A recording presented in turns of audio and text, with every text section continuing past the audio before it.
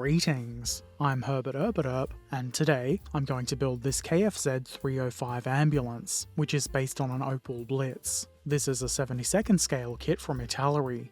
This is a 2017 boxing, but I do believe, based on my quick look at scale mates, that this is a tooling from the 1970s, so it is certainly worth keeping that in mind through the build. Looking at what's in the box, it does look pretty decent considering it's such an old tooling. Most of the parts are moulded fairly neatly. There is a little bit more in the way of flash and mould lines than you would see in something newer, but that's kind of to be expected. And it's not too bad at all. Certainly nothing that would evoke reactions like "Gah!" or "Oh my..." But there is still a bit that will need cleaning up. The detailing is alright, especially on the first sprue. It's definitely not what most would consider highly detailed, but it's reasonable enough. Here's the parts that would make this an ambulance. I believe it's slightly newer tooling than the rest of the truck, but not by much. The detail is, well, considering the age, it's fine. You can see where the doors and windows are, but it's nothing to write home about. It's about as outdated as the concept of writing home, I suppose. A nice touch is the clear acetate. It's very clear. There is a decal sheet included, which is certainly a lot newer than the rest of the kit. I'm pretty sure these are from the 2008 boxing. I do appreciate the differently shaped crosses to fit the various bits and pieces of the vehicle, so you don't have to do decal surgery to get a nice fit. Here's the instructions. They're pretty much what I would expect with a kit like this. They are the big fold-out kind, so they can be a little bit annoying to handle, but it could always be worse. The diagrams are laid out fairly well, and while some of the pictures might be a little bit unclear, I don't recall any of the really big problems I had putting this together coming from the instructions. It's probably about 50% user error and 50% ill-fitting parts. So let's get to it. I start with the frame because the instructions said to. There's an exhaust pipe that goes on here.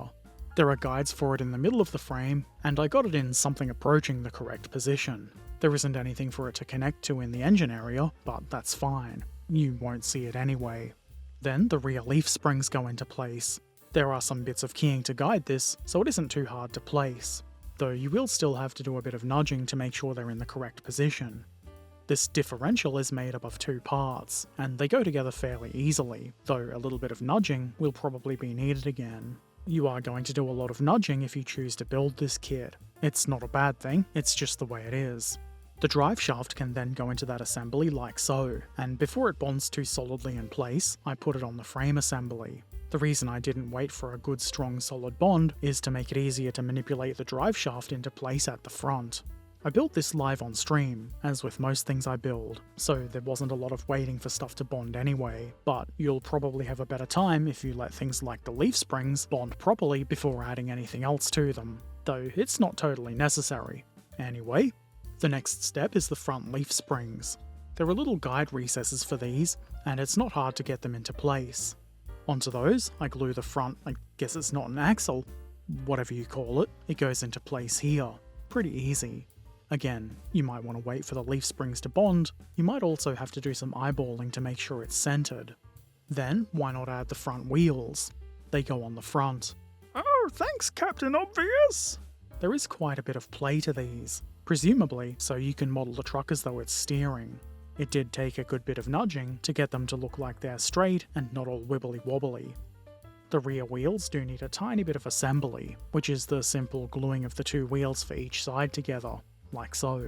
I got a better result with one of them, and the other one is a little bit wonky, but surely nobody will notice that.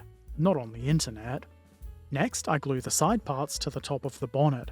This does require a bit of eyeballing, though there are guides, so you don't push the sides too far in, but there is room for error in other areas. It's really not as serious as that made it sound. It's a pretty simple task. The front radiator part will help you see if you've got everything lined up well enough. I use it for test fitting, and then glue everything together and do the nudging that you're almost definitely going to have to do. While I've been doing that, the rear wheels have had time to bond enough that pressing them onto the axle shouldn't result in them coming apart and being annoying. There is a bit of play here too, so I nudged them until they're as straight and neat looking as I could get them. Neither of mine could be described as perfect, but they're good enough, and from a distance, you're not going to notice their slight misalignment. Probably. Time for interior detail, which in this kit isn't much more than a dashboard which gets glued into the cab roof and windshield part. Make sure you've got it centered. There's also a steering wheel, which more or less plops right into place here. It's then time to glue the cab and bonnet assemblies together. It's not that hard, you've just got to do some eyeballing, and that's right, more nudging, so it at least looks like they're lined up properly. I then add the cab rear wall, which also needs eyeballing. The cutaways at the bottom for the frame are quite helpful here. It made sense to follow that with the cab and bonnet assembly, and this doesn't really fit that well. It needed a bit of gap nullifying pressure and quite a bit of kajiggering, which is fine, and it did end up looking alright. Not perfect, but not the worst. There are gaps along the bottom of the sides of the engine bay, which is probably realistic. I'm pretty sure the sides of that lifted up for engine access. Then came the annoyance of trying to attach the doors, specifically the left door. The right one was also a bit fiddly, but not quite as much as the left. This is probably at least partly due to user error, but it's also just not a great fitting part. I can't take all the blame. And this is where I started being moderately annoyed with the kit. Not quite enough to stop, just kind of less interested and discouraged. But I kept at it and assembled the rear ambulance compartment, I guess you'd call it. There isn't much in the way of keying, but you don't really need it. The sides, floor and front wall are a simple box shape, so it's pretty hard to get wrong. The doors, however, do leave a bit to be desired.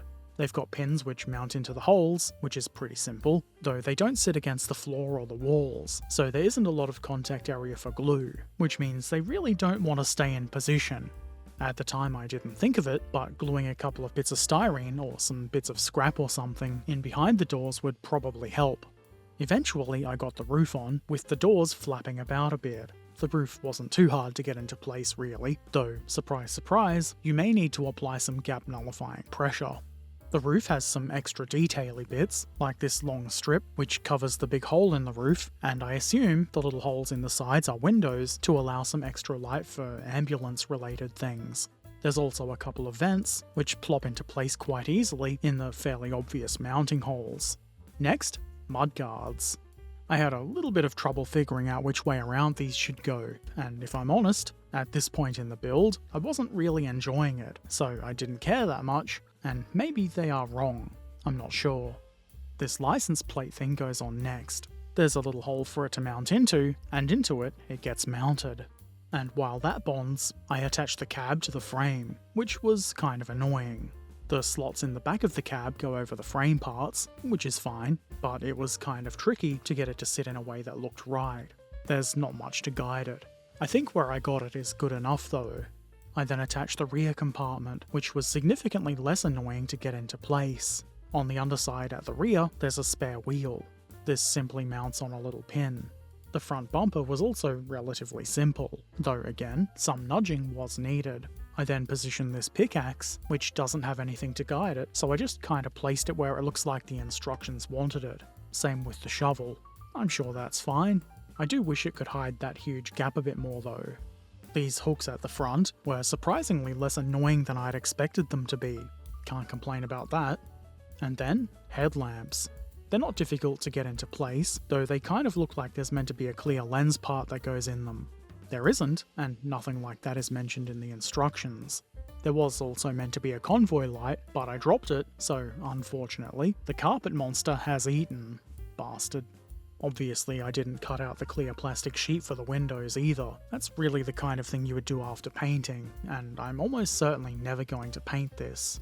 Anyway, that's the Italeri Kfz.305 or Opel Blitz ambulance completed, and well, it's not the best. Certainly not the worst model I've seen or built, but it's not especially great. Obviously though, you do have to keep in mind that this is quite an old kit, and I'm sure for its time it was quite alright. If you do wargaming in this scale, it would be a cheap, relatively well detailed, if a little bit delicate to handle, gaming piece. Also, if you were so inclined, unlike myself, I'm sure it could be forced into being better with a bit of extra work. Personally, I'm not going to give it any further time. It was probably just a kind of bad day, which made it feel more annoying to have to keep building. Have to is probably a bit of a strong word. There would have been absolutely no consequence to moving on to something else. I did even consider not making this video because I really would prefer to share things I like, instead of being negative, but here we are. I did get through it, and now I can share my first world problem of a model being a little bit bad with you. Hooray! It is a cheap and fairly old kit, so I wasn't expecting too much, and nor should you. I'm just a cranky old man. Emphasis on old. I'm sure someone will take exception and be all butt-blasted that I've shat all over their favourite Italeri kit or something, so get angry in the comments, I guess. Anyway, it wasn't an overly time-consuming build, and I would say that this kit still has its uses, either as a gaming piece, as I mentioned, or you could model it destroyed on a diorama, without ruining a nicer, more expensive kit. You could even use it as a paint mule if you wanted. I think I've waffled enough. If you've got any questions or comments, feel free to put them in the comments section below. If you want to watch me build kits like this one live, I stream modelling a couple of times a week over on Twitch. Check out the link in the description. Subscribe if you want to see more of this kind of thing, and share the video with anybody you think might find it useful. If you really like what I do, and you want to see the videos a bit early, consider supporting on Patreon, link in the description. Take care of yourselves, be excellent to each other, and thanks for watching. Farewell.